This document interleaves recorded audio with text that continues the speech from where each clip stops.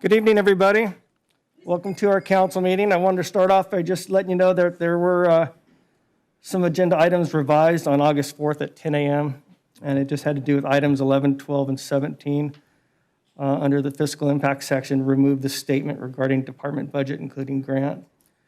And the revisions to items 36 under the recommended action E to include or to contract adjustment for UtiliQuest analysis and fiscal impact sections were updated to include the contract amendment, and the contract amendment for UtiliQuest was attached. So we have our Pledge of Allegiance by my pal Jared Hernandez. How you doing, pal? Good. Good. All right. Everybody stand, please.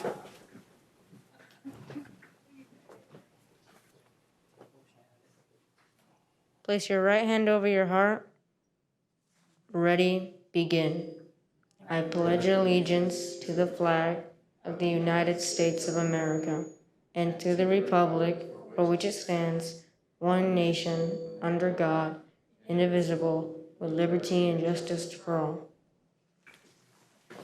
Thank you so much, Jared. We have your certificate with the city clerk just to your right there if you want to grab it. Thanks again. Good job. Okay, I'd like to call the meeting to order. Individuals wishing to address the city council are requested to complete a speaker card and deliver the card to the city clerk staff prior to the item being heard by the city council. Please observe a 3-minute limit for communications, and once called upon to speak, we request that you state your name and city of residence for the record. We have no proclamations tonight. So we got a meeting minutes from July 15th, July 20th, July 22nd, and July 29th. Can I get a motion for all four? Motion by Yo and seconded by Jason. Please vote.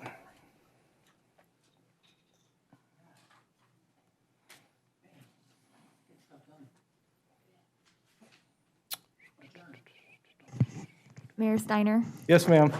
It's We not need your coming up. vote. Sorry, it's not coming up. I know. I vote yes.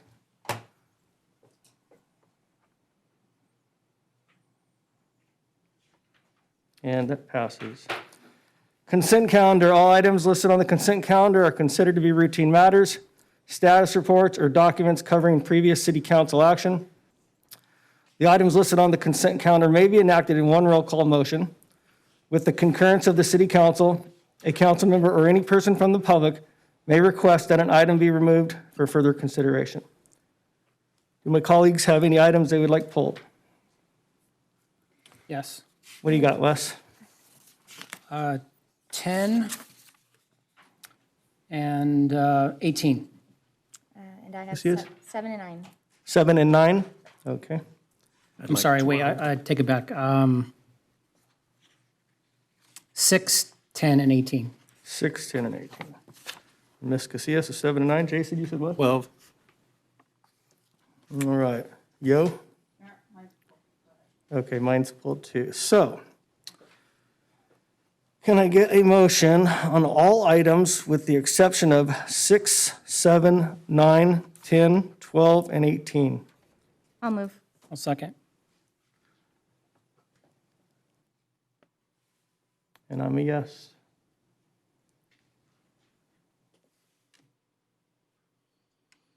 And Sylvia, if you want to send someone up here, they can look at this while I'm going through it.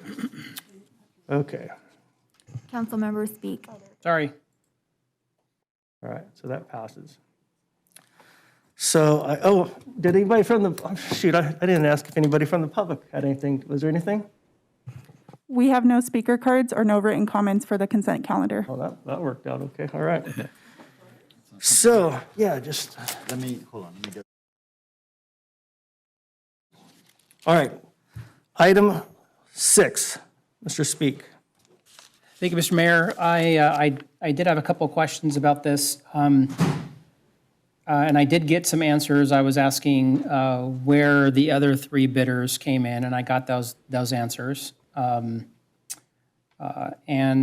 I did get the attachment that was pretty blurry, the attachment C, but I still have the question about On attachment C, 13% of the budget is project management. And that just seems really high for this kind of work. And maybe I'm not familiar with exactly this, but is this normal that we see 13% of a budget on project management? Yes, we believe it is slightly loaded on the high side, but Mike Baker is a very large company. And typically, when you have large companies, you have the high-ranking guys all want to charge a little bit to it to justify them having jobs. So it tends to, on the bigger companies, the project management and the quality control is always a little bit higher than the small company. But overall, the whole project is a competitive price. So if they want to skew some of the costs into the overhead, that's their prerogative. Okay. Yeah, I saw that the number 2 firm came in above them. And I see that we did negotiate down a little bit. I'd sure like us to keep an eye on that. I work for a big company. I actually think we're about 3 times as big as Michael Baker, and we call it sprinkling. And that's I have clients that call my some of my project managers and that all the time, and I would appreciate it if we would do the same thing. But if we're seeing a lot of hours from people that you're not familiar with or people that aren't actively working on the project, I would hopefully be push back on that a little bit. We will keep an eye on the cost on this project. Okay. And then again, in this item, we have the note in there about having this company to work for us before. And I think I voiced my displeasure with that. I get that we want to use people that are good, but I want to make sure that we're not discouraging other qualified bidders, because what I don't want to see is people like advanced applied engineers that they were pretty close, a little high, or AKM to not bid again or not get a good qualified consultant that would want to bid on our projects because the city has a preference for only people they work with before. Well, when we reviewed it, AKM and Micro Baker were really close. Micro Baker was a little bit higher. AKM has done a lot of work in the city in the past, so they get their share of work in the city. Applied was a little bit less because they didn't have quite the technical expertise. They may have it, but the people they assigned to the report did not have it, so they were ranked a little bit lower. Okay. I look at it from and Mr. City Manager, I would look for us to somehow reach out to these folks that bid to let them know, especially ones that haven't worked for us before, because I have heard that from other, in fact, my own company, when we're bidding on things, and we have never bid on anything at the city. But when we do bid on things, and I know I get questions from my boss that says, well, do they always award to the incumbent? And if it's true, we won't bid because it's a tremendous expense. I mean, you're putting together a $700,000 bid. It's costing $5,000, $10,000 to do. And from a business perspective, if you're a small company, you're not going to do that. So I'd like some way that we could, bridge that gap and try and engage, smaller firms and other firms to bid on our work. So, and again, I like the fact that we got 3 bids, but I'd really like us to get more than that. But I know we can't push that. But I'd like to talk to people who maybe downloaded the bid document but didn't place a bid and ask them, honestly, why didn't you bid? Mayor, Councilmember Speak, that's a point well taken, and we will take a look at that. We always want to encourage competition when it comes to these bidding, and we do not award bids just because you've worked for the city before. We base it, awarding of competitive bids based on the criteria that we list, and that's something that I think is a point well taken that we'll take a look at to make sure that we're not discouraging that competition. Okay, thank you. With that, I'll make the motion. I'll second.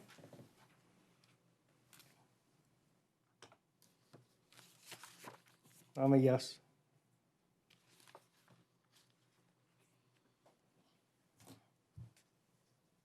That passes. Okay, Ms. Casillas, you had item 7? Yes, I was hoping, Mr. Ellis, that I could get a staff report on this item. Of course. I'll ask Tom to provide us an update on that. Good evening, Mayor and Council. Thank you for the opportunity. This is a change order for Eurofins Analytical. Out of all of that we do, our laboratory requirements are some of the highest standards. So we will go out for RFP for a lab once about every 5 to 10 years, depending on lab's performance. And so it's something that we do monitor. This year, you're seeing an increase in the PO. When we did award this originally in 2018, we did have, part of that conversation did allocate for a 25% change order. And we do that on these types of actions because the state can come in at any time and give us sampling requirements or constituents of concern, any of those things that they are monitoring, and we will then have a necessary requirement to then pull samples and monitor for that. In this case, we did look at our zero-based budgeting, and we are driving towards managing that. And, excuse me, we're driving towards managing both our PO and our actual operating budget. And looking at this throughout the fiscal year, we thought we were going to be very, very close and in line with the 25% change order authority that we did have. And at the end of this year, we ended up being 27%. So we were about $12,000 over our target. Through the course of this year, one of the things that we have identified is that we had a significant amount of PFAS sampling, both in our groundwater wells and in our water reclamation facility treatment plants, as well as a few other areas. And as you've noted, as you know, I've brought PFAS before the board before and talked about some of those requirements that we're going to be getting and some of the changes that we're looking at. During this year, they also lowered the standard from 70 parts per trillion combined to a individual 10 parts per trillion and 40 parts per trillion. So that changes some of the sampling requirements and basically drove us to pull in additional samples throughout the distribution system, both water and wastewater. That concludes my report. Thank you. Yeah, I remember you presenting on PFAS and the increased regulation in making sure that we're testing more frequently and the threshold change. I wonder if, this is a change order applying to fiscal year 20 and 21, but we still have through fiscal year 24 for this contract. Would it make sense for us to go out to RFP halfway through? Is there anyone else who's doing this kind of work? Have other cities seen the same drastic jump of the cost of sampling from $250 to $800? Yes, so the sampling requirements are all kind of following in line with the same. We could go out for RFP at any time. There's no concern in doing that. Some of the challenges, and I will say that all labs have some challenges regardless of the lab you go with. So it really comes down to what the staff does in managing that lab. And we do have a pretty good protocol in place for kind of managing what our lab does and how we work with them. And we've worked with a number of different labs over the years. So absolutely, we could go out for RFP. When it comes to PFAS sampling, there's actually only 4 labs in the state that are certified to do that. One of them is Orange County Water District. One of them is Eurofins Analytical, who we are using now. And the other one is Babcock. Those are the ones that are relatively close, and then there is also a third one relatively close that's WEC. And we have never used them before, and so since our current lab does provide the service necessary, we didn't feel that there was a need to go out. And most likely, if we did not go with Babcock, WEC, or Eurofins, they would be subletting to these labs anyway because this is who does PFAS sampling. And again, all of this isn't PFAS sampling. Some of it is we've brought additional wells online. We've had the ion exchange come online. So this is an increase in both nitrate sampling and other areas that we do. Laboratory is one of it's one of the key components to what we do in both water and wastewater treatment. Gotcha. I have some thoughts, but I wonder, Mr. Mayor, if I saw some cards, and I don't know if any of my colleagues had comments on this item. No. Was there comments or speaker cards on this item? No. We do not have speaker cards for this item. Is that what you're I asking? guess, yeah. It's just, Mr. Ellis, the issue that I have with these bids and purchases, and again, I understand that the requirements are changed on us. It's not something that we've done. But even the fact that we had such a large change order all of those things just concern me, and I feel like a broken record, and I know that we're going to talk about our purchasing process. But I do wonder where the learning opportunity is in these items. Is there anything in retrospect that could have allowed us to catch these costs sooner? And I don't know the answers to those, and I certainly don't want to put our water quality and jeopardize the water quality to our constituents. But when I review these bids and purchases, and I see those, 25% change order range, and the fact that we go over them, it's unsettling. Mayor, just to respond briefly, Councilmember Casillas, it's a fair point that you raise as well, and I think that may be something that we want to add into our purchasing policy review to talk about change orders and why these are occurring, to do a little analysis there and report out on that, as well as something that we bring back to talk about why is it occurring, the reasons, and are there opportunities to reduce that. Off the top of my head, I don't have all of that learnings collected to be able to share, but I think that is something that we could include to sort of expand the scope to talk about that a little bit more in the future, so that you and the rest of council and the public has a little bit more comfort with why those are occurring, how they're occurring, and what opportunities there are to reduce that in the future if we can. I would appreciate that. Okay, well, with that, then I will move to accept item 7. Okay, a second? We vote.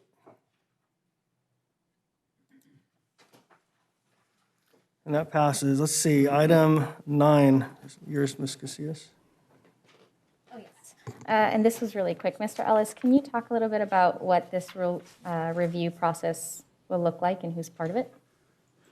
Absolutely. Thanks for the opportunity. The conflict of interest review that happens on a biennial basis essentially looks at our current conflict of interest code to ensure that any new staff positions that are added to the organization, in this case since 2018, that make financial decisions, that those are added to our conflict of interest code. And so that's led by our city clerk.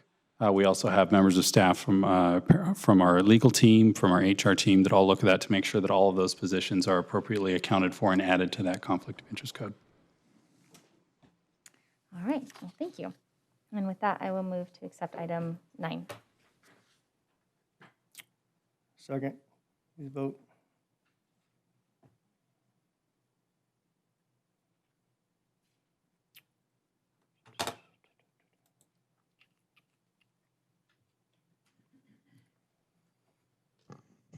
Councilmember Carrillo?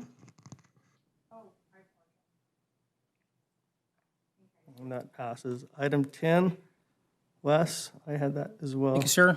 I just had a question. I don't know if the applicant's here or not. Do we?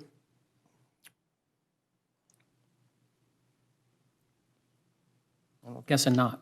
I don't think so, Wes.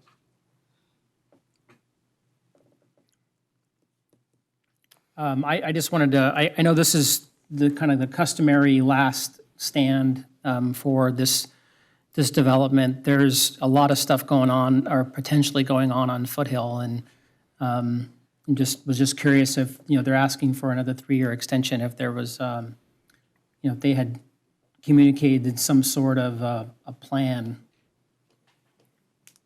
or if they were just hopeful. Not sure anybody's here to answer that. I had a question about it too. Oh, who's going to answer? Tom can take Tom? this. I can answer this. This tract is a 12-lot subdivision. It's off of the Sierra Bella project. I would just assume, since the Sierra Bella project is having difficulty selling homes at this point, this developer is not in a rush to record the map. Keep in mind, when they record a map, there are significant fees they got to pay, and also they got to post security for the public improvements. They have 3 more years that they can extend the map before they have to record it. But this is a purely discretionary approval on the council's behalf. But this is already an entitled project. They just need to record the map. But they haven't done so yet, and I would not anticipate they're going to do it until they see homes starting to sell. Tom, is this an opportunity for, if we approve the extension, to maybe ensure that there's access to the forest and the trails, and maybe even some parking? Well, the problem with the map extension, as an extension, we cannot add conditions on the map extension. We can request them to add them in, but we cannot require them to add conditions on the map. And we're running down on the last minute because this map will expire on the 19th if action's not taken. So we could continue it and talk to them, see what we can do, and we'd have to bring it back to the next meeting. Will that be enough time? Maybe. We'd have to reach out and see what we can do. I think we should. Yeah, I think Let's see if we can pull something off here. Because this is an area, and I'm going to share later on, there is some proposed legislation that could really impact properties like this.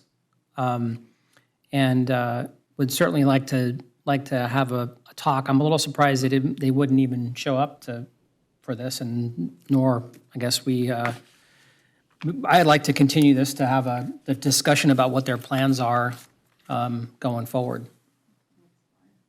You need a motion for that? You would want a motion to that, and you'd also want to set a date certain, so it'd be August the 19th that you'd be wanting to continue that to. Mayor Steiner, and we did receive a speaker card for this item once it was pulled by the council. Okay.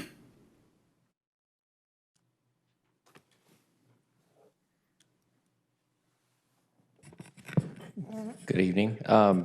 So I'm very hopeful about what I'm hearing. I was curious to see that this thing had just been brought up at the last possible minute, you know, where usually there's a little bit more time, and I understand it got submitted in May.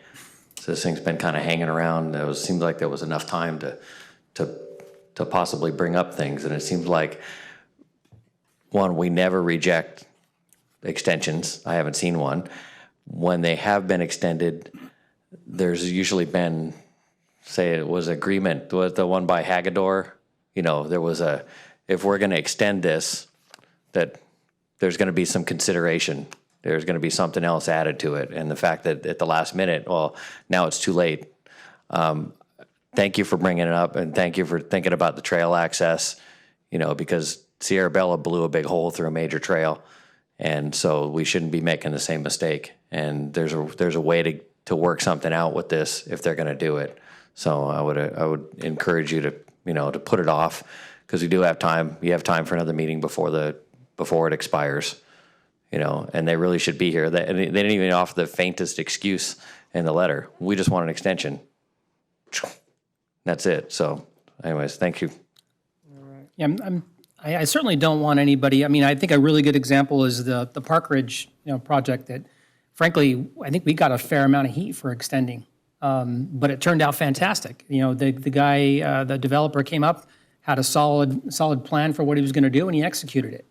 And frankly, I think that's a good example of how we want to work with, you know, our developers. We want to work with folks that are investing in our city, that are putting dollars in our city. So I'd appreciate to have the conversation. We'll hopefully have a conversation with the developer about what their plans are, and, you know, frankly, share. Maybe they don't know what's been going on in the last few years with, you know, the area, the direction that we're going, and maybe there's a way for us to do a win-win here.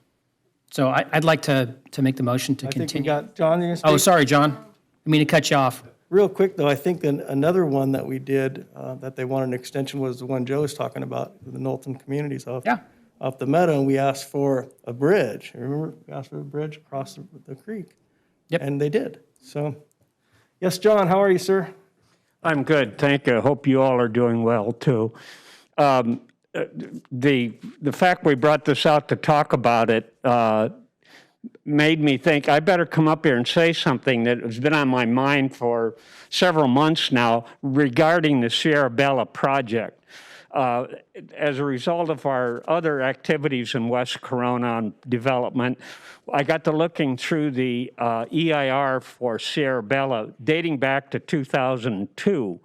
And relative to traffic, and I know we hardly ever talk about traffic here, but Never. The mitigation for traffic from Sierra Bella in their draft EIR was going to be the addition of 20 park and ride locations somewhere in the Sierra del Oro area.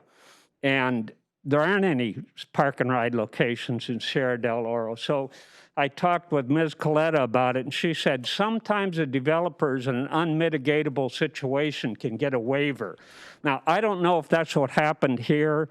It's obviously been years back, but the fact of the matter is, here we're discussing this project, an extension on this project. I don't know if this is an opportunity to revisit, are they able to mitigate as suggested on their original plan or not?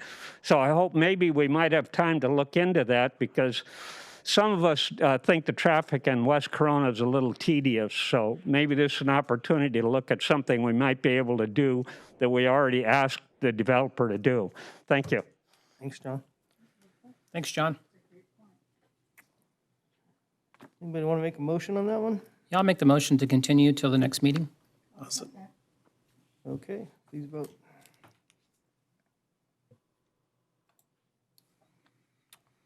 That is being continued. We have item 12, Mr. Scott.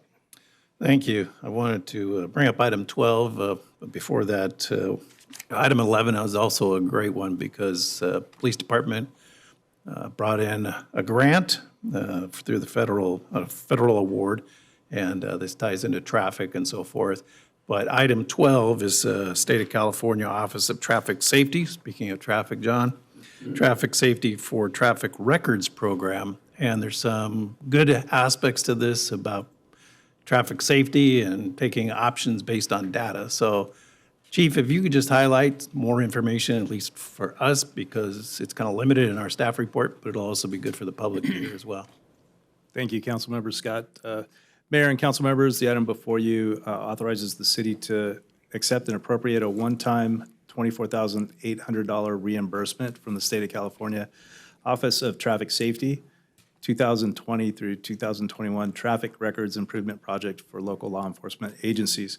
The goal of this grant is to facilitate timely, accurate, and uniform traffic records to identify and prioritize traffic safety issues. This allows the opportunity to choose appropriate safety countermeasures and evaluate their effectiveness. The Corona Police Department will purchase a traffic crash database system interface, which will allow the uploading of collision report data electronically from our Crossroads electronic database system to the CHP statewide integrated traffic records system. This reduces our time, our staff time, and professional staff from having to batch, print, and ship collision reports to CHP. So not only does it increase the accuracy and the speed of the data going to CHP, it also reduces our staff time on this. And the performance period of this grant will be through October 1st through September 30th, 2021. So really to highlight the benefits here, instead of staff having to go through and look at every report individually to try to make an analysis, identify and then make an analysis, and then prioritize, they're going to input it, and then they can have the software do that through the state. It'll identify, prioritize, provide options, or you'll have options that you can then put in place to help make those areas more efficient, more safe, and then make assessment whether that has actually made things better. Is that correct through the data? That's correct, Councilmember Scott, as well as reducing our staff time in electronic filing of this. As much as the analysis is time-consuming, so is the batching, printing, and shipping of all this information, and it's further delayed through that process as well. So we'll be more timely in these assessments and analysis. Great. I appreciate the effort to get the grant as well. So with that, I'll make the motion. Second, please vote.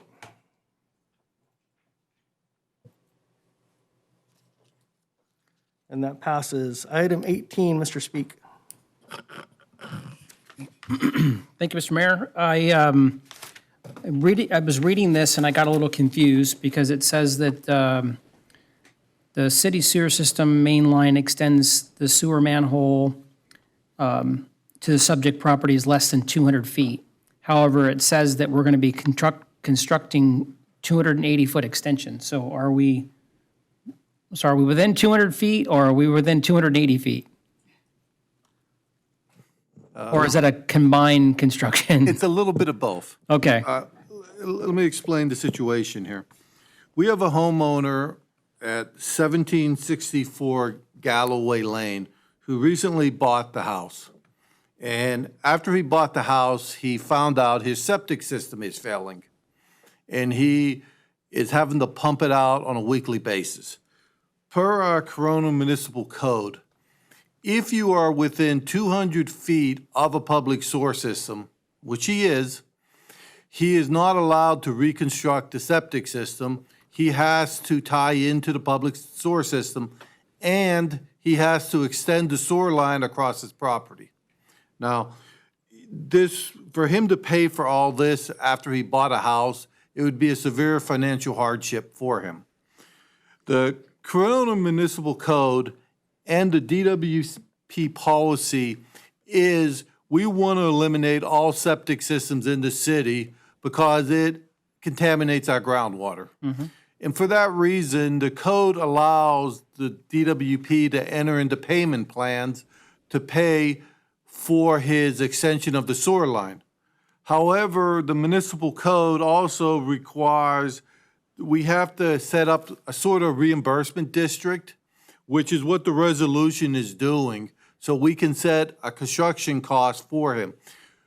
We are extending the line 280 approximately feet up to House Street. If we're going to build the line, we don't want to build short segments of sewer line, so we're going to extend it farther up, and this will permit 5 additional homes eventually to tie into it. So this action will set the cost of building the line. We're looking at somewhere $88,000. We did a proration on everybody's property. He's approximately 20% of that cost. We're setting up a payment plan for him so he can pay us on a 5-year basis, and we'll extend the sewer line up. And then when these future homeowners come in, or the existing homes either have to rebuild their septic system or they want to build bigger homes, then they have the ability to tie in. This is really a win-win. We're getting something good out of it, and we're helping out a homeowner who could not afford to do this, or he could, but it would really strap him financially. And frankly, like you said, it's better for our groundwater too to not have our septics be going into the ground. So that's good. I just wanted to A, I wanted to clear up that, and B, I think there's a good story there.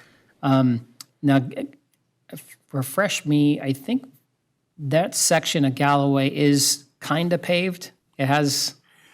Yes, it's kind of paved. It's a little bit of asphalt there. Yeah. We will. And right now, Nelson is closed because of the Keith tank. Right.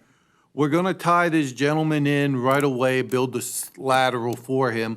We will build the line probably in February or March once we open up Nelson Street. It's a narrow section, not very well paved, and it would not, we don't feel it would be safe to try to build a sewer line and having cars go around it. Okay, yeah, that was my next question. I know that it's kind of paved, but a very narrow, very, very narrow area. So, okay, that helps. And the good, I like to see that the city is investing in the Overlook area, especially, with what we did at Nelson and Howe and what we're doing at Keith and this little piece. So hopefully we can get these little baby steps going in the right direction. So I appreciate that. Okay, thank you. Okay, with that, I'll make the motion to approve.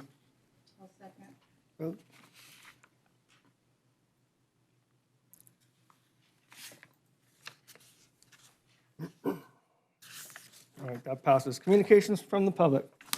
This portion of the agenda is intended for general public comment only on items within the county's or the council's jurisdiction that are not listed elsewhere on the agenda. Please note that state law prohibits the city council from discussing or taking action on these items. Please observe a 3-minute limit for communications, and once called upon to speak, we request that you state your name and city of residence for the record. Ms. Edwards, did we receive any speaker cards or written comments from the public? We have 4 speaker cards and no written comments from the public. Okay, let's hear from our speakers.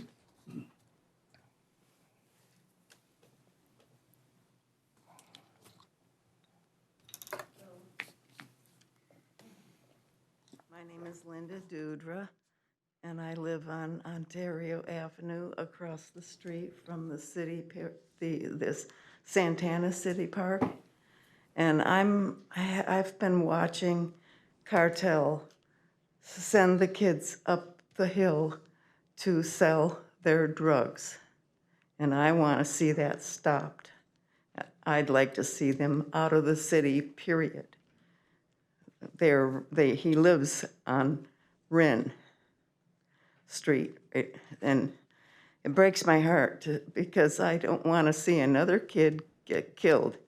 Because 2 years ago, one of the kids got drugged up, and he wanted to go over to Denny's to get something to eat or something, and he got run over by a car. And I don't want to see any more kids die. And because of that, that shouldn't happen in our city. We have a beautiful city, and I want to see it to stop. It should never happen there. And no, we don't need any more people that are wandering because they don't know what's going on because their drugs got to them, So I just want to see our city be clean and not having anything like that to be going on in our city. Thank you. For sharing your story with us. The police chief's right behind you. Yeah. So he'll get with you and maybe get some more details. Okay. Thank you, ma'am. Thank you. You're welcome. God bless you all.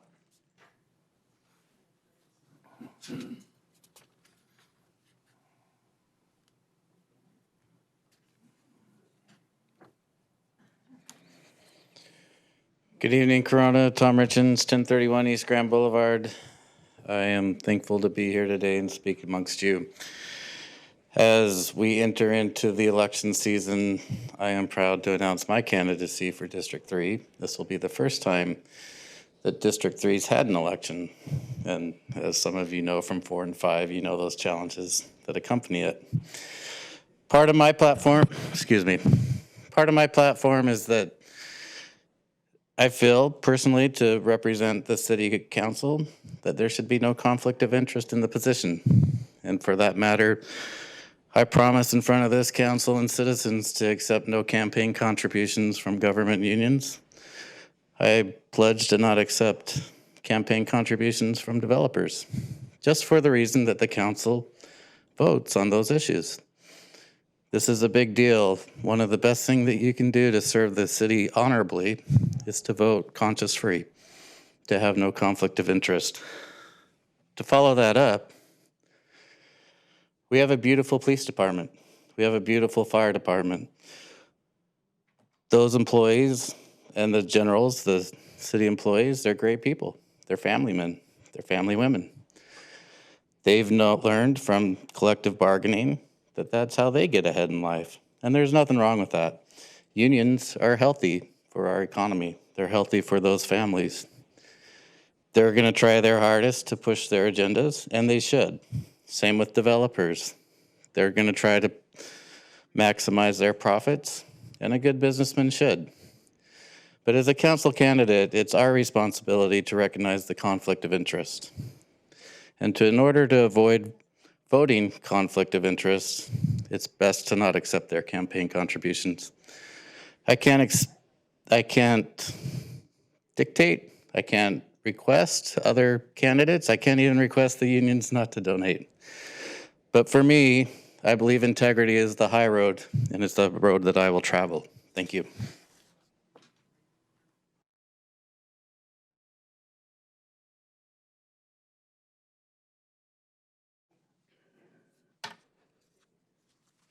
Good evening. Excited about Tom running. It's a great opportunity for our city. Fully support Tom Richens in his bid for city council. Mr. Ellis, staff, whoever brought our situation to light that we had in a press release, obviously that's a difficult situation for all you guys have to deal with professionally. It's tough on all fronts. It's easy to not be the person in the situation, definitely. So I can appreciate what you're going through there. As the sole citizen that's been asked to, sit on an audit review so far since you guys have been elected into office, I would ask that, if you haven't talked to me about it, you reach out to me because I did make a big stink about it. And, I was pretty upset because I didn't even find out that that was happening until that night, literally. So that's why I was pretty upset. But, you know, it's things like that, which are prime examples of how you can build trust and how you can easily lose it. So I encourage all you guys that haven't talked to me, you can reach out to me, I'll talk to you. You know, I can be mean in public, but I'm a teddy bear if we're talking face to face. But yeah, thanks for bringing that to light. That's a lot. That's a lot. You know, I wouldn't want to be the person that had to do that. But like I said, take it as an opportunity to build trust. Everybody's standing back speculating. It's not on the agenda tonight. I hope you address it or do as much as you can. But I, you know, seize the moment with it. You know, take it as an opportunity to build trust. And if you're honest and open about it and you tell people, I'll be the #1 person to support you in that mission. So, thanks.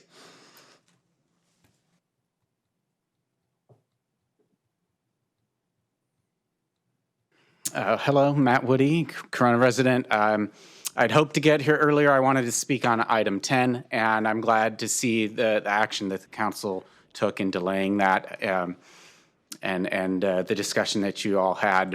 You know, you touched on the things I wanted to mention, so I really appreciate the council doing that. I give you credit for that, and you know, it does go to show. You know, I've lamented the past councils and I've expressed my confidence in the current council. So, again, tonight's action was, you know, even more support for that. I'm glad we've got an election coming up. I'm sorry that Ms. Correa will no longer be able to serve. Her tenure has been short but distinguished on this dais. And in District 3, we have 3 good candidates running. So, I know that I have my preference, but either way, we'll still end up with a good member serving. So either way, I did also want to touch on the news that came out last week, and I want to commend Mr. Ellis for bringing that to light and discovering that. As I've mentioned in the past, I feel that the city has had not enough active management by the city manager's office, and so it's good to see that that is changing. And you know, we got $500,000 a year you just found, so a little bit more to go, but that's progress. So anyway, I look forward to seeing what the rest of the council and the city manager do in the months ahead. Thank you. Thanks, Matt.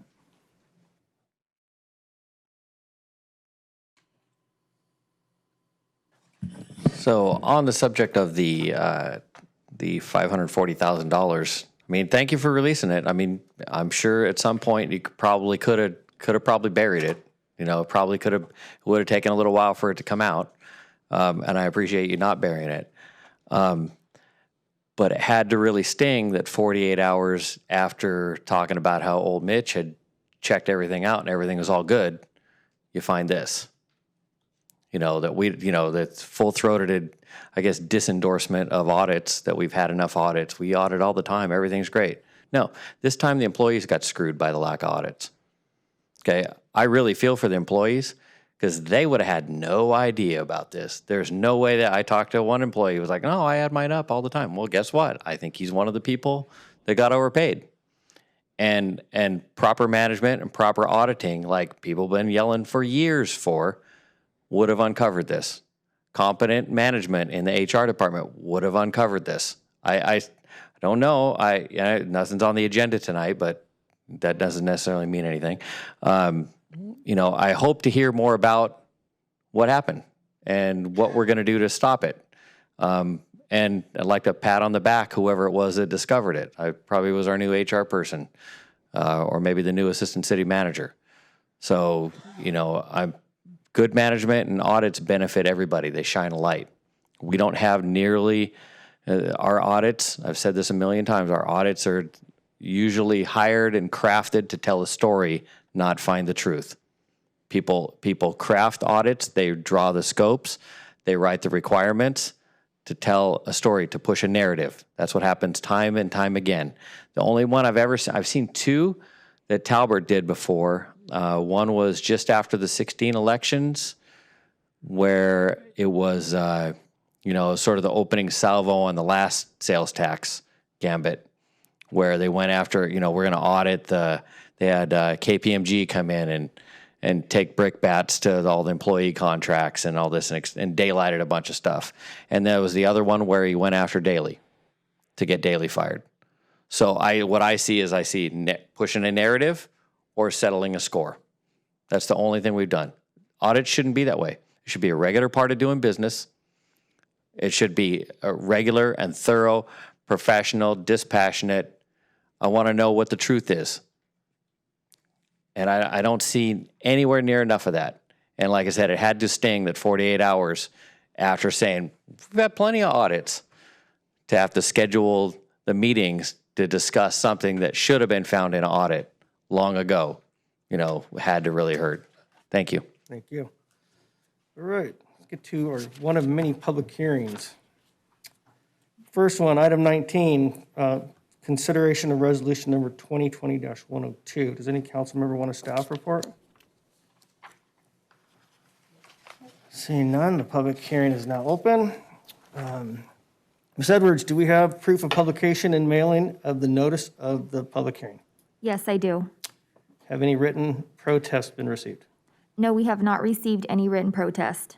Are there any registered voters within the area to be annexed to the CFD? If so, how many?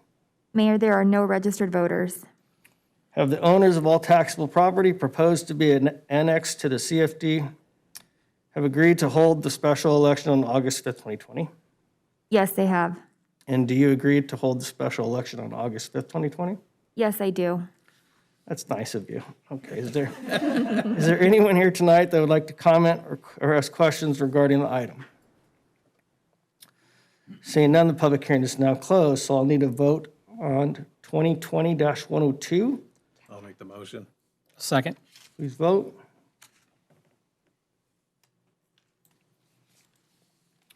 It passes. Ms. Edwards, have you received any ballots? Have you canvassed the ballots and tallied the results? Yes, I received one ballot and all votes cast are in favor of levying the special taxes.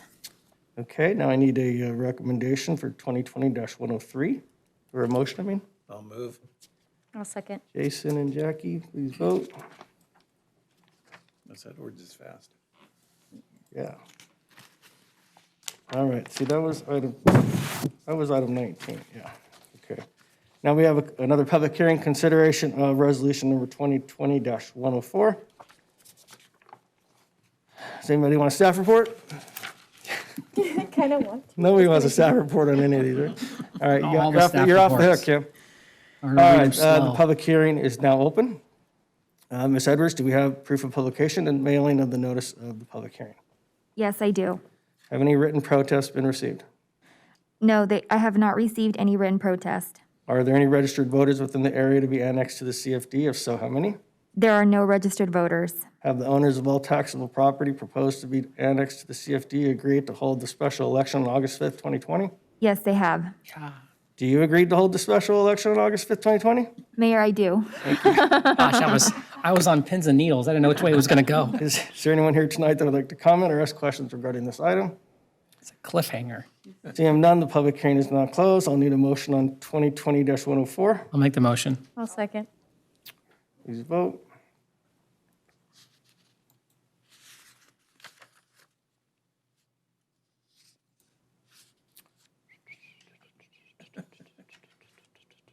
That passes. Ms. Edwards, have you received any ballots and have you canvassed the ballots and tallied the results? Yes, I received one ballot and all votes cast are in favor of levying the special taxes. Okay, thank you. Need a motion on 2020-105. Yolanda and Jackie, please vote. That passes. Item 21, public hearing, consideration of resolution number 2020-106. Anybody want a staff report? No. Ms. Edwards, has the city clerk's office received correspondence regarding this item? Mayor, we did not receive correspondence. The public hearing is now open. Is there anyone here tonight that would like to address the city council regarding the proposed action? Seeing none, the public hearing is now closed. Motion made. Jason and Yo, please vote.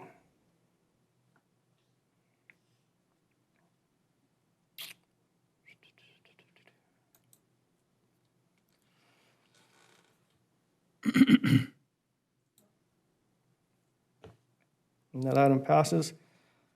Item 22, public hearing consideration of resolution number 2020-107. Anybody want a staff report? Ms. Edwards, has the city clerk's office received correspondence regarding this item? Mayor, the city clerk's office did not receive correspondence regarding the item. The public hearing is now open. Is there anyone here tonight that would like to address the city council regarding this proposed action? Seeing none, the public hearing is now closed. Motion, please. Motion. Please vote.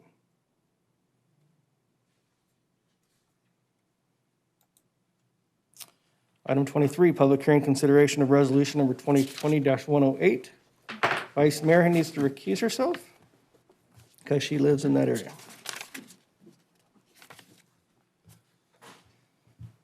All right, anybody want a staff report? Ms. Edwards, has the city clerk's office received correspondence regarding this item? The city clerk's office did not receive correspondence.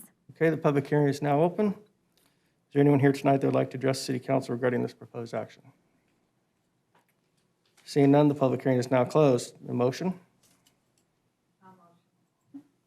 Second. Joe and Wes, please vote.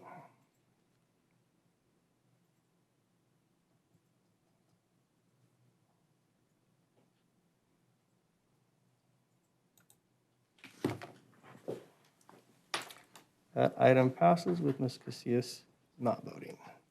Now, item 24, Councilmember Creel and Councilman Speak need to recuse themselves because they live in this area. Welcome back, Vice Mayor. Does any consideration of resolution number 2020-109, does any council member want a staff report on this item? Ms. Edwards, has the city clerk's office received correspondence regarding this item? The city clerk's office did not receive correspondence. Okay, the public hearing is now open. Is there anyone here tonight that would like to address the city council regarding this proposed action? Seeing none, the public hearing is now closed. Motion made. Second. Motion and a second, please vote.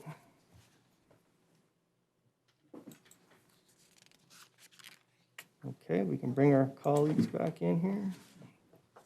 That item passes. Wes and Yo not voting.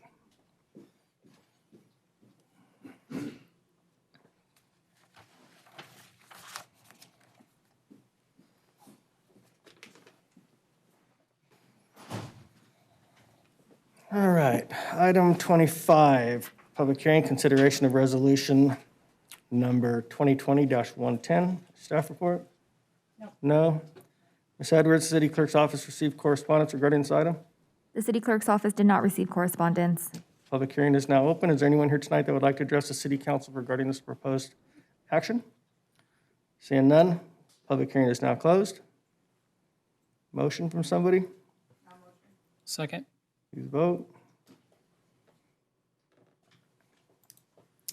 And our last public hearing is consideration of resolution number 2020-089. Mayor? Pardon me? Did I miss If something? I could just interject, staff would like to ask that we continue this item to September 2nd. We're still resolving some remaining issues there and just need a little bit more time to take care of that. Okay, I'll motion that we continue this to September 2nd. I'll make that motion. Okay, please vote.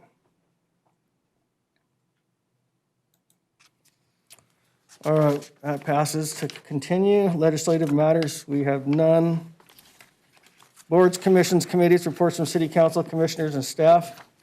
Ms. Edwards, did we receive any speaker cards or written comments from the public for reports from commissions, committees, and boards?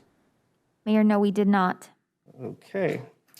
So on item 27, it's a consideration of precise plan 2019-0008. It's a take no action or set the item for review. Take no action affirming the planning commission. Take no action. No action. No action. Item 28 is consideration of parcel maps 37788. Do I get a motion on that? Make the motion. Wes and Second. Jason, Doesn't I matter. think. All right. By the way, the planning commission did a great job on this project. Yeah, fantastic.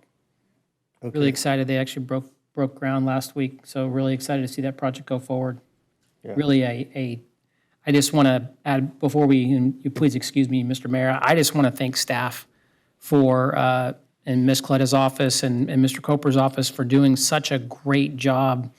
This is very challenging from every state. I can't even tell you how many different ways this was challenging, but staff did a fantastic job getting this project across the finish line.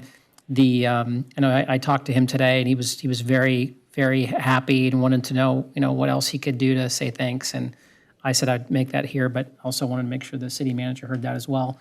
And they're pushing hard to get their project done, and I'm happy that they're willing to invest in Corona. And that was the 27, right? I didn't do 28 yet, did I? We're on 28, yeah. Consideration of parcel map 37788. Motion from somebody? I'll make a motion. Please vote.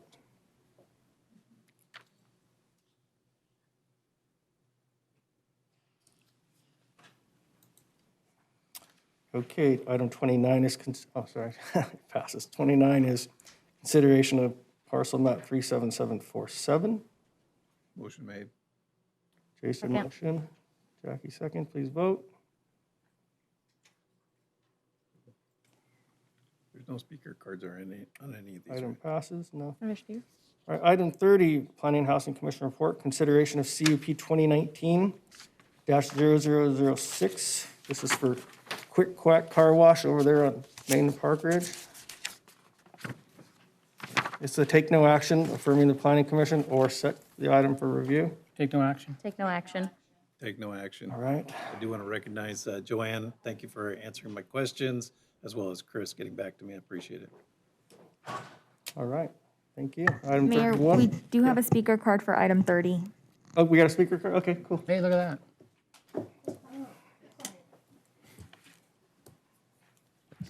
It may have been mentioned, it may not have been, but I really, the hats really need to come off for the Planning Commission. Because on both of these projects, they did a lot of work, both on Bedford Marketplace and this one. There was a lot of detail work, a lot of back and forth. It's not a rubber stamp deal. And both the applicants are bringing their A game, and the Planning Commission is going over things and making things better as best they can. I've been watching them for a while. The old Planning Commission, the new Planning Commission, it's not the same game. So, and I just really want to recognize the hard work that's been done there. And they're making these projects better than they would have been. There's really good people that have subject knowledge of these projects. They know, because they do this for a living. They have experience in it, and it's really something to watch. It's kind of how a Planning Commission should be doing. So I just want to make sure they're recognized. Thank you. All right, thank you. If I can just tag on a little bit. So I was watching the Planning Commission meeting. I wanted to watch this particular item, and so I had to search for it, and you have to search for them. So I talked to Mr. Ellis about the fact that you have to search, and you're working, that's coming now, but they'll be indexed so you can see the agenda, the part of the agenda you want, click on it, and it will advance right to that part of the meeting, which is going to be so much easier. The other benefit is our secretaries don't have to write it down, all the dialogue that took place, which is very time consuming. So thank you to IT and Mr. Ellis for following up. I think it's going to make it much easier for all of us to be able to find the things we want to see. Thank you. Okay, thank you. Moving on to item 31, City Council consideration of a CUP 2019-0007. This is for raising canes at the same area at Main and Park Ridge. This is also a take no action affirming Planning Commission, or set the item for review. Jason, you take no action? Jason, take no action? Take no action. Take no action. Item 32 is consideration of CUP 2019-0008. Or 0008, yeah, 3 zeros. For 51 square foot multi-tenant commercial at Main and Park Ridge. This is also a take no action or set time for review. Okay. Okay, we got nothing from Parks and Rec, infrastructure, flood, public services, regional meetings. And I got an update from my RTA meeting on July 23rd.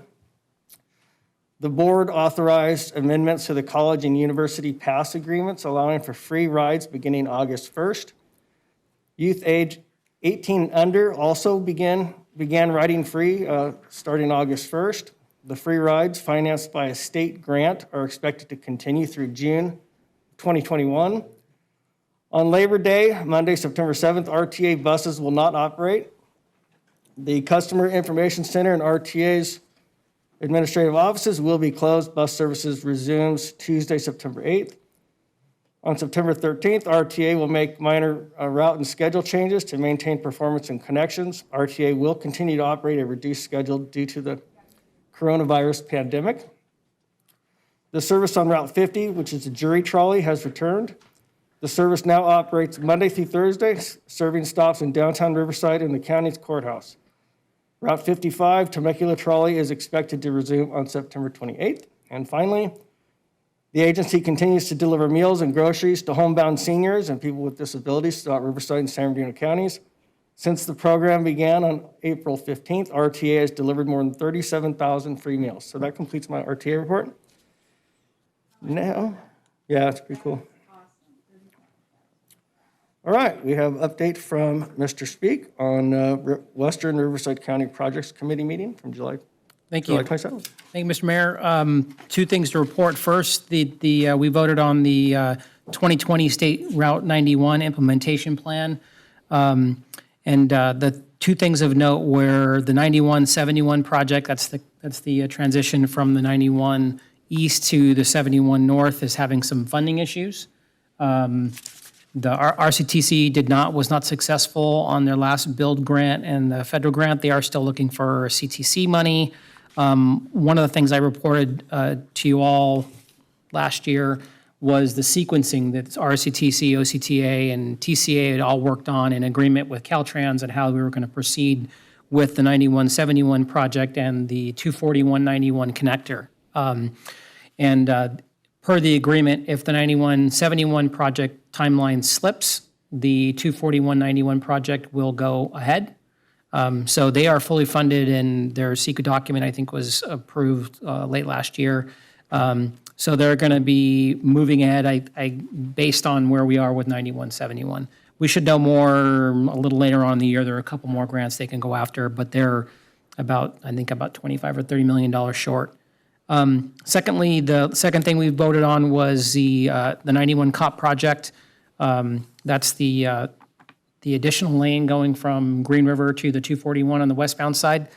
The bids came in, the 26% lower than the engineer's estimate. I mean, RCTC, their engineers did a really great job presenting a very solid set of plans, so you're able to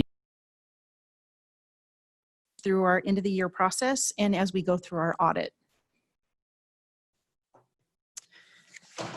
So starting with the general fund, this is a look at the inflows. You can see that we had estimated in June we'd have $133.9 million in inflows.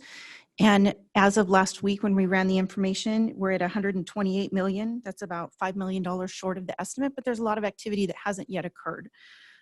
We go through processes in our end of the year where we do accruals for up to 60 days for activity that belongs to fiscal year 1920. So you'll see that on sales tax, it's looking at about $3.2 million short as of the information being run last week, but we do anticipate that last quarter of sales tax that we'll be receiving by the end of this month, and that will be accrued to fiscal year 2020. We do have early indications from our sales tax consultant that they think we're actually going to perform slightly better than they'd originally anticipated based on some preliminary information that they're seeing. So we're hopeful that that number does come in better. The other revenue is short at the moment, about $2 million, again, for that fourth quarter information that's still pending, some journal entries that need to occur. And actually that's pretty similar the whole way down this list. Is there's activity that's accruing from July and August that will be recorded for fiscal year 2020. Let's see, the transfers in number down at the bottom, that one's going to end up being about $120,000 lower than what we'd originally anticipated, and that's because the gas tax money, there's a portion that transfers to the general fund, And that number is going to be lower because the COVID stuff had lasted longer than we'd originally anticipated, more people staying at home, no commutes, so fuel sales are down. I can go through the details on the rest of those line items, but it's basically the same reason of why some of those numbers are short at the moment, because those accruals have not happened yet.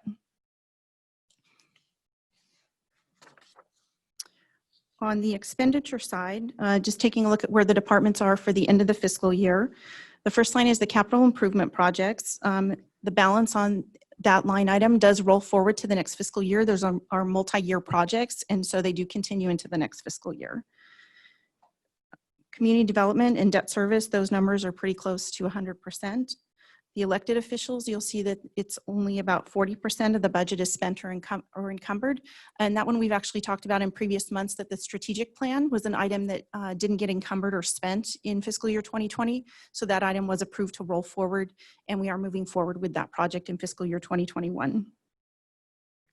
For finance and fire, you'll see those numbers are like 91%, 96%. At the moment, we're seeing a little bit of savings in personnel, but again, these are not final numbers. There's still accruals and things that need to happen.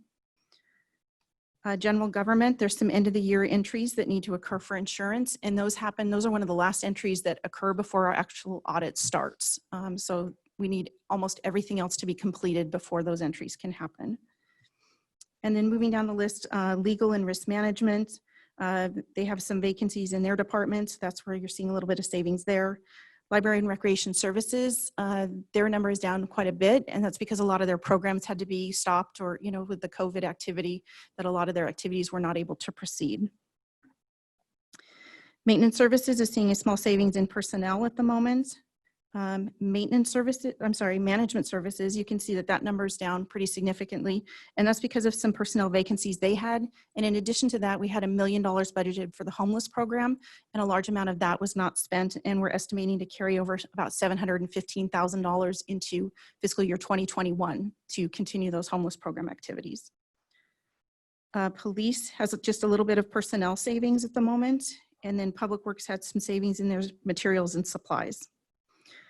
Transfers out, that number is a savings about $834,000, and that number is pretty much a final number at this point. We'd originally anticipated a loan to the Reclaimed Water Fund, Fund 567, if they had spent 100% of their budget, and that is not the case. So we will not having to be making a loan to that particular fund. Then taking a look at the DWP funds, again, from each presentation, here's the list of what's included in the water reclamation, and electric funds.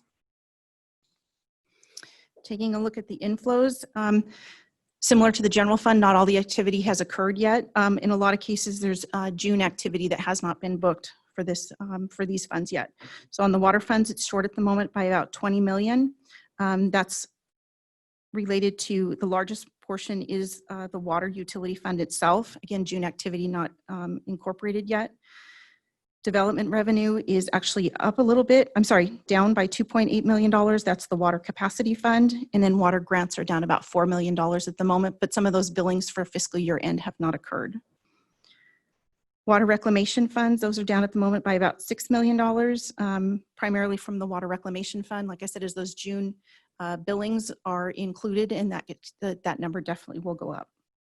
And electric utility is down about $2.5 million.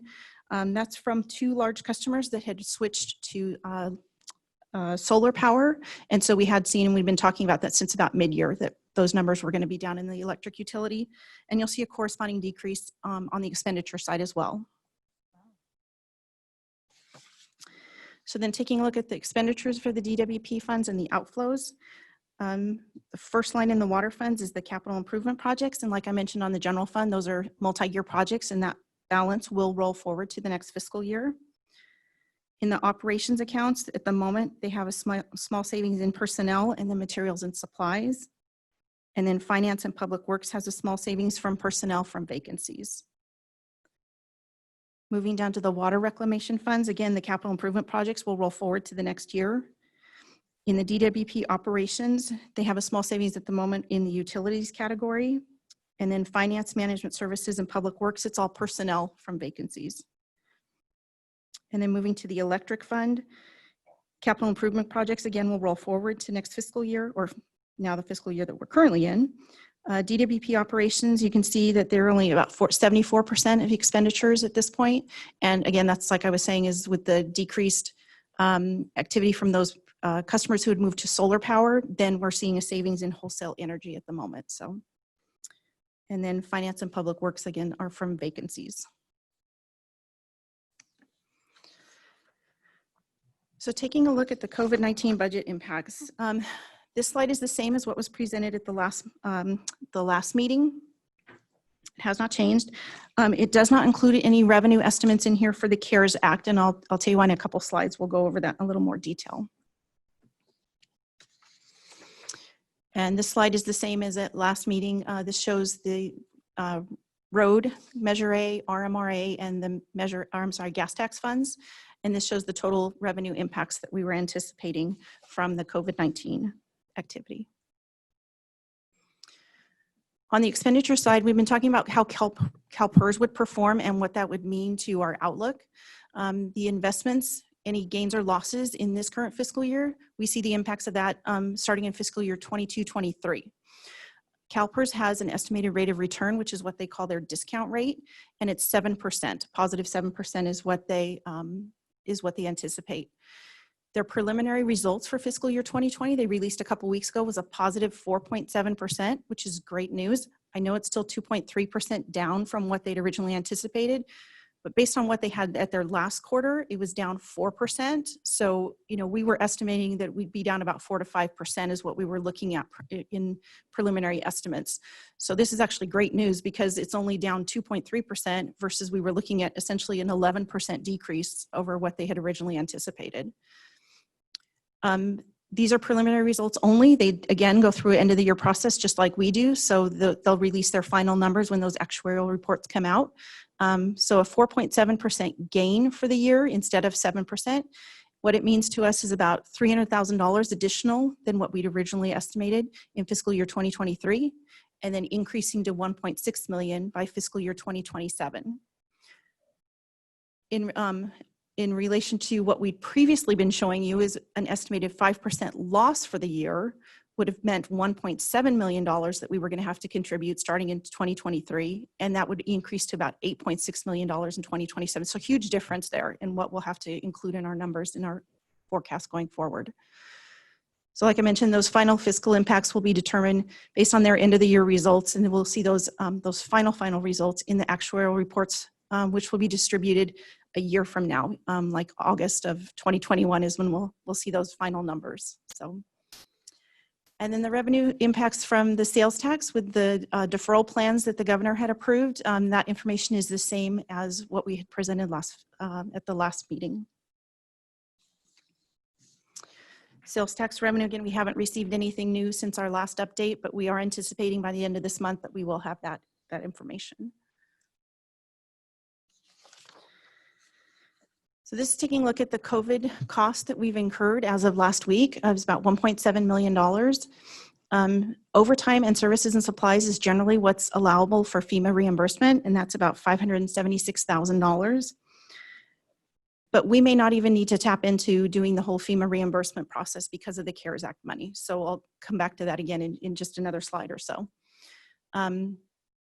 Our additional estimated costs for COVID-19 activity, that's to be determined at this point. We have a lot of plexiglass partitions that have been installed throughout city facilities. Those costs aren't reflected in here yet because those were just recently completed. In addition, it all depends on how much longer this continues, and does it get better, does it get worse, so it's just hard to say at this point what our additional costs will be. So this is CARES Act and the other grant funding that the city has been able to receive or apply for so far. So I'm going to focus in on item number 5. It's the one down there that says $2,065,075. So the state received money from the federal government, CARES Act money, and then we are the sub-recipient of that money from the state, okay? And that's being allocated out to all the different cities throughout the state. So we've attended multiple webinars on the CARES Act funding since we last met. but the situation continues to evolve. They haven't even released the forms yet that we're supposed to use, and we're required to report by September 1st. And so it continues to evolve, okay? And based on what they receive back September 1st, then they may or may not have additional money that they can reallocate out to some of the other agencies who aren't necessarily going to spend all of their money. So we're evaluating all of our costs that we've incurred, putting it into the correct buckets of where they belong to match it up with the right funding source. And because we want to be super careful that we're not duplicating anything, you can't, double up on any of your different funding sources. So Kim, really quick, so that's that reason alone is why we wouldn't seek FEMA reimbursement? So Because possible. What we're trying to do is go through and look at, because for instance, like some of the IT costs that we incurred, they're not going to be reimbursable under FEMA. So we're trying to look at is, okay, if that's not reimbursable under FEMA, maybe the CARES Act money gets used for that. Okay, so that takes that piece of the pie out. So that's what we're trying to go through right now is analyze all of the costs we've incurred and exactly what type of activity it is. What does it qualify for? Does it qualify under CARES Act? Do we need to move it to a different funding source? We have some of the CDBG money we can possibly tap into. So we're just trying to make sure that, but then the CDBG money has different restrictions as well. Prevailing wage, all sorts of other criteria that's on it. So we just have to make sure that what we spent that money on then can be used by the rights, can be paid for by the right source. Okay, so some of that 540 is going to be maybe split in other ways, and even some of the stuff that we weren't going to get reimbursed for will go into this. Okay, right, great. Exactly. So we're trying to get all that organized. So as soon as the forms come out from the state, then we'll be ready to submit whatever forms we need and potentially get lined up for some additional money too, is what the hope is. No, that's fantastic. Thank you. With the CARES Act money, they did not give money to agencies that were to replace any of your revenue loss. It's just for expenses. However, they're giving you a little bit of leeway that they haven't done in the past. And so they're allowing you to claim certain benefits and get reimbursed for those that for your staff that was substantially dedicated to COVID activity. So normally they would just let us submit for overtime and then the benefits associated with that, which are just simply unemployment insurance and Medicare. But in this case, they're actually allowing us to claim some of our health benefits, retirement benefits, and some other things that they haven't in the past. And that's because of the fact that they know that there were a lot of revenue losses, not just simply expenditures that were incurred. So, but it again has to be staff that was substantially dedicated to those activities. So that's what we're trying to go through and analyze as well.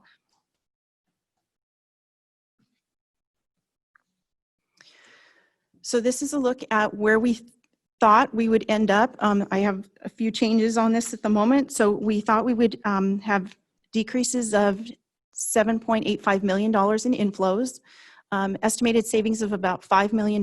We are seeing that number might creep up just a little bit higher because of the fact that we were closed for so many activities.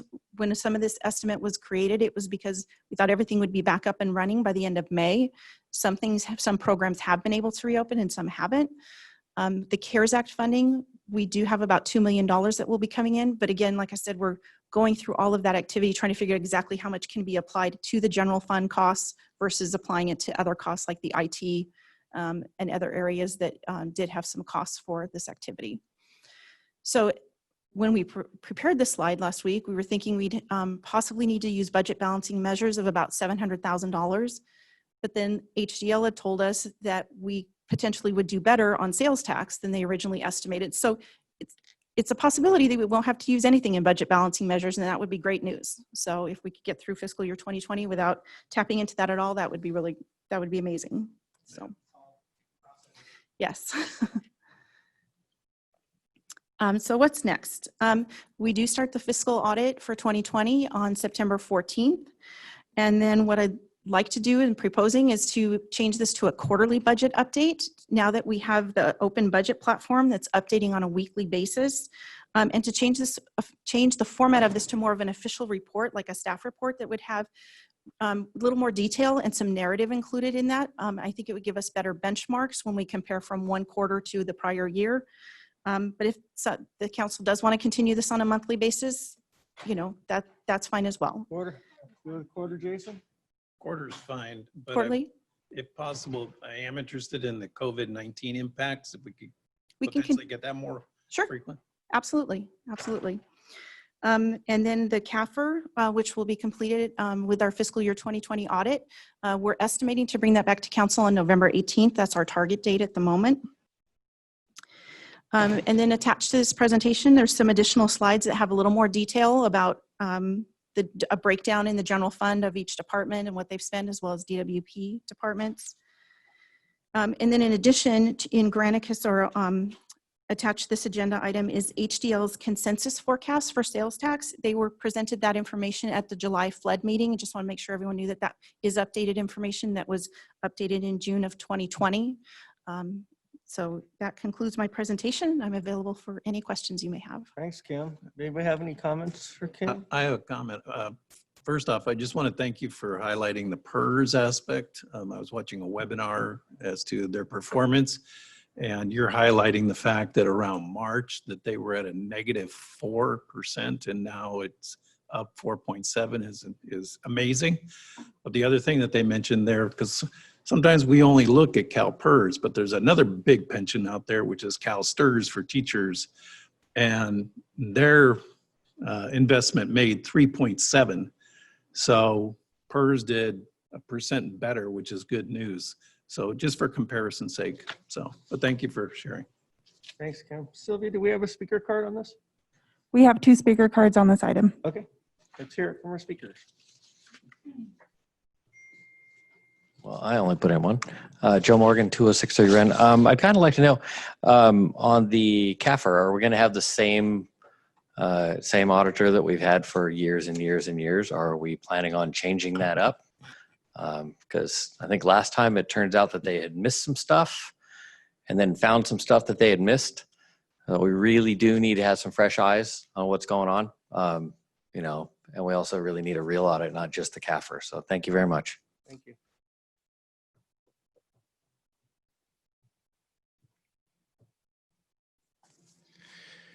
Tom Richardson, 1031 East Grand Boulevard. I would like to mimic Joe's words as well, that the auditor needs to be changed. And I hope you guys take into heart Joe's comments earlier about audits.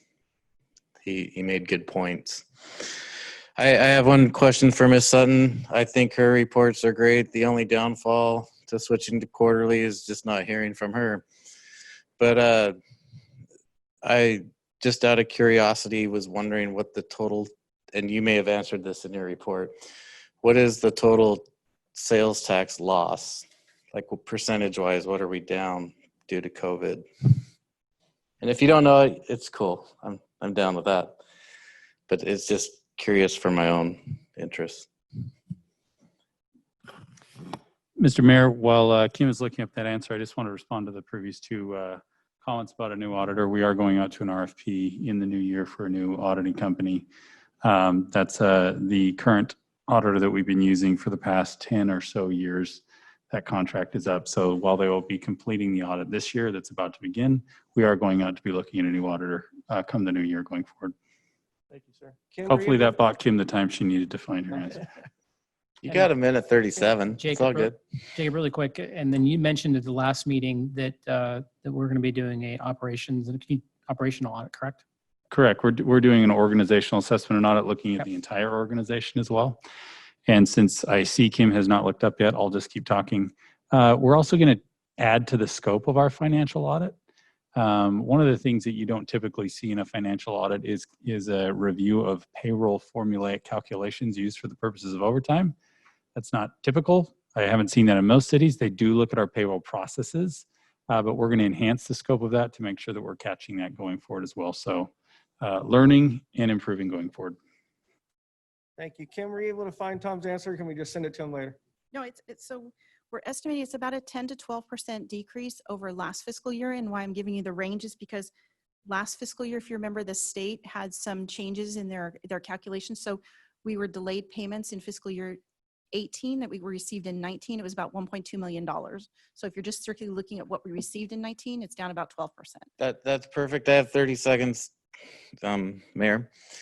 I've failed to mention earlier to give credit to Jacob. He recognized that payroll snafu, and that's all it is a snafu.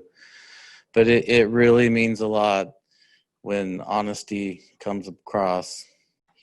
He riled up the troops, he had the meeting, he disclosed the problem, and he tackled it head on. And I find a lot of value in that. And I believe in the long run, the citizens will find a lot of value in that. Anybody else have any questions? All right, let's move on to item 36.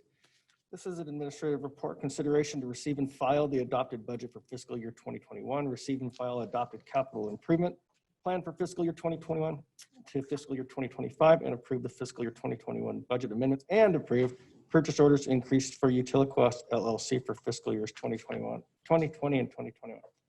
Does any council member want a staff report on this item? I don't need a staff report, but I did have a comment. Go ahead, Wes. Just because I'm you not asked. smiling under Just my because you eyes. asked. I can tell you're smiling. It's in your eyes, Jim. I did notice in here, and I don't want to hold anything up. However, I would like to make sure that for next year, that I know that we shifted to the enterprise fleet system, I think 2 years ago. Is that right? I think maybe 2 years ago. I'd like us to evaluate that and still see if that's a good deal for us. I know that other folks that have used these fleet programs, and sometimes they work and sometimes they don't. So I want to go back and look and make sure if that's still making sense for us financially. And I did look into the administrative policy for vehicle replacement. I think it's 09, anyway, I'm not going to say it. And I did send it to you, Jacob. I would like us to take a look at that, and maybe it might be an opportunity for us to future study session for us to talk about, because it was done in 2009. And I think frankly, vehicles have changed. The way we look at vehicles has changed. I think it's a good idea for us to revisit that at a future date. Thank you. Thank you. Ms. Edwards, did we receive any speaker cards or written comments from the public for administrative reports? Mayor, no, we did not. Okay, then let's move on. City attorney's reports and comments. Dean, you got anything? Mr. City Manager? No, sir. Thank you. Mayor, Yes. you have to make a motion on that last item. Oh, yeah. Thanks for reminding me. Motion on the last item. I will move. Second. I don't know if any of our computers are up, but yes. Aye, yes. Yes. Wesley? Okay. Now we can go to city manager reports and comments. You said you had nothing, right? Okay. Jason? Just a shout out to our recreation team who was recognized by the state, getting 5 Snaps Award. So congratulations on that to the team for their 4th of July activities, all online. So great job there. I do want to include city clerk's office for what I was previously talking about. Jacob gave me the nod here that they were part of what was making it so it'll be itemized on line. So when you want to find something on the videos, you look at the agenda and it'll go right to that section. So thank you to the city clerk's office. And then finally, I had a meeting today with Jessica, who's the director of the Office of Economic Development. And I have to tell you, I am very impressed about her knowledge, her wealth of knowledge, her contacts throughout the state, even on the federal level, the contacts that she's making locally and throughout our region, having come over from Orange County, the plans she's talking about, the integration amongst our staff, and the partnerships she wants to develop. So it was a great meeting. I'm excited about what you're bringing forth and working with Ryan on, expanding on what he's been working on in the whole city. So thank you, and again, welcome. Thank you. Thank you. Yolanda? All right, Wes? I just have 2 things. Promise. First thing is, I think we all got the email about the National League of Cities meeting in November. It's a virtual meeting, and normally I wouldn't even bring it up, but I think since it's virtual, the price wasn't that bad. I think one of us, I don't think we need to make the decision tonight, but I think one of us should at least attend and bring back the information and report to the rest of us, because I saw I kind of scanned some of the topics, and there were some good ones in there, getting back to what we're doing, and it'd be good to get some knowledge. I'm not volunteering. I'm just saying that maybe it's something for a future discussion for us. Everybody get a chance to look and see if there's something that interests, or maybe we can, trade off the login password or whatever to get in to see it. But I think there'd be some opportunity for that. And earlier today, I was talking to an ex-colleague, and he had asked me about whether or not I knew about SB 474. And I said, I don't know what SB 474 is. So I quickly looked it up, and the state characterizes this bill would, in furtherance to specified state housing production and wildfire mitigation goals, prohibit the creation or approval of any new development as defined as a very high fire hazard severity zone in a state responsibility area. So those set of words takes you to a GIS program at the state level, and it shows these very high fire danger areas, and they're really most, half of, actually, could you bring up my screen, by the way? Is there any way to do that? And while they figure that out, I just want to point out that this is not just a house. If you wanted to build an ADU, if you wanted to add on to your garage, that's not allowed. This project made it through the Senate, and it's currently in committee waiting to go to the Assembly. And at a future date, I'd like to bring it back for us to talk about more about an opposition and talk a bit about this, because I think that's frankly looking at a big swath of District 4 that's already built. Now, one of the projects that we were talking about today that are potentially looking at getting their lot extended, they wouldn't be able to build their project. So this is a game changer for a lot of people, and it includes, like I said, most of District 4. Most of the hilly part of District 4 and District 5. Wes, real quick, the hilly parts that you're talking about, is the city boundaries? That's not in the SRA though. There's a screen. Is it? So this, anything in red is a very high fire hazard zone. So that means anything that's in here, you can no longer build anything. Now this is, like I said, not been signed by the governor yet, but it's going to be going to the Assembly. So that's, if you scroll over, it's, Canyon Crest and Oak Ridge. And if you go into District 5, so Adobe through Foothill, this is Orchard Glen. And then you go into District 5, it's basically, it goes all the way down to Masters in some places. So Upper Holly Springs, Main Street, Lopez, all the way here almost to Masters. These are areas that have already been built. Yet they're asking us to meet our arena numbers.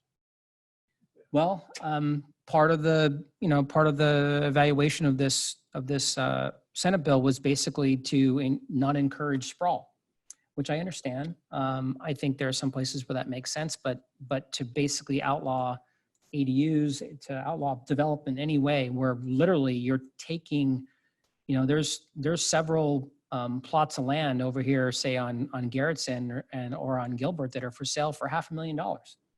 And if the governor signs this passes the Assembly and the governor signs this, it makes those properties worthless. And that's an impact for us. I'd like to learn more. How is that possible? Right. I will, like I said, maybe for the next meeting, we can get a presentation. SB what now? SB 474. Okay. Thanks for bringing that up, Wes. No problem. Thanks. Vice Mayor? Yes, I have two things. One, this past Saturday, there was the For the People Task Force put on a community food drive-through, which was really successful here in our parking lot. And there were well over 30 volunteers, which made everything run really, really smoothly. There were over 1,200 cars, and the group handed out over 1,000 25-pound produce boxes, 2,600 gallons of milk, and over 3,000 bakery products. So from Yusuf and Fazia, who couldn't be here with us tonight, they just want to say thank you to all of the volunteers who really made everything run really, really, really smoothly. Oh, there he is. And for the People Task Force, thank you very much. And my second and last comment, I just want to give kudos to the Riverside County supervisors who yesterday voted 5-0 to declare racism as a public health crisis. They unanimously approved listening sessions and on county services and the budget. The board also acknowledged that after hearing from several community members that systemic racism causes persistent racial discrimination in housing, education, employment, transportation, and criminal justice. And among the planned actions in the resolution, the supervisors agreed to seek more diversity in the county's workforce and in leadership positions, as well as to implement solutions to eliminate systemic inequality in all external services provided by the county, and enhance public education to increase understanding and awareness of systemic inequality and its impacts. So the board voted 5-0, and in a separate agenda item, they voted to hold workshops, including listening sessions with the community and meetings among the board and county department heads. And the workshops will focus on county services and budget priorities, including public safety, behavioral health, and social services. So I just want to say kudos to our county supervisors on that resolution. And that's it for me. Thank you very much. Well, I'm sure most of you are aware of the tragedy during a training exercise off San Clemente Island on July 30th that took the lives of 8 young Marines and 1 sailor. Corona resident, Private First Class Brian J. Balshera was one of the Marines killed. He was just 18 years old. We send our prayers and condolences to PFC Balshera's family, friends, and fellow service personnel, and we'll close our council meeting tonight in his memory. Mr. Mayor, really quick before we Yes.